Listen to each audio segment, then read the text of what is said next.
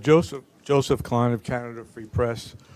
You've been quoted as saying that Pakistan had originally trained al-Qaeda forces, and also that you regretted the decision by the Pakistani government after the 9/11 attack to side with America against what was then referred to as terrorists. What assurances have you given to President Trump that Pakistan will indeed help in the fight against terrorists, including within Pakistan, that are aligned with the Taliban? Because I believe the second in command in the Provisional Transition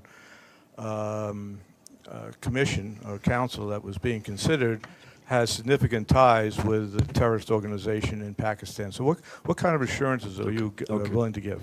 Let me, what I said, and let me explain it in the exact context which I spoke.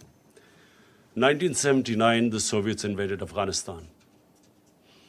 1980-81, the Americans decided to back Pakistan, back the freedom struggle in Afghanistan. And in 80s then, jihad was declared against the Soviets, and Muslims from all over the world were invited to participate in the jihad, means a freedom struggle for Afghanistan against the Soviets. Amongst them were Al-Qaeda. All these different organizations, Mujahideen groups, all arrived in Pakistan to defeat the Soviets in Afghanistan. And of course, Pakistan trained them, but they were funded by the Americans, by the Western countries, because all the Western countries backed the Afghan Jihad. So my whole point was that then Mujahideen, who were doing, the Russians would call terrorism, but then we would call them freedom fighters. They were trained in the art of guerrilla warfare, which the Russians called terrorism. And so when the Soviets left, my whole point is that the United States also packed up and left. And we were left with the groups. So I was just explaining how come when they talk about Pakistan having these groups, this is how we ended up having the groups.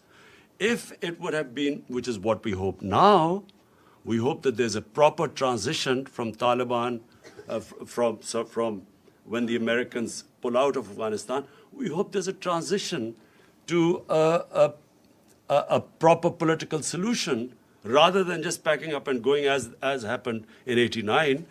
There will again be chaos in Afghanistan.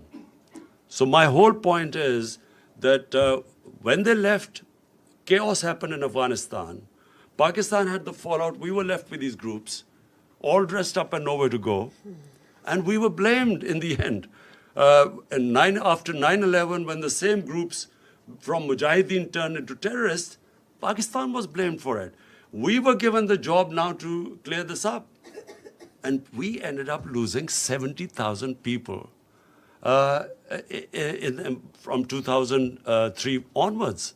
And so my whole point is that either we should not have participated in the Afghan Jihad. Once we had participated, then we should not have been part of the American war on terror, because they turned the people who had been trained against the Soviets and foreign occupation. When the Americans occupied Afghanistan, they turned on Pakistan.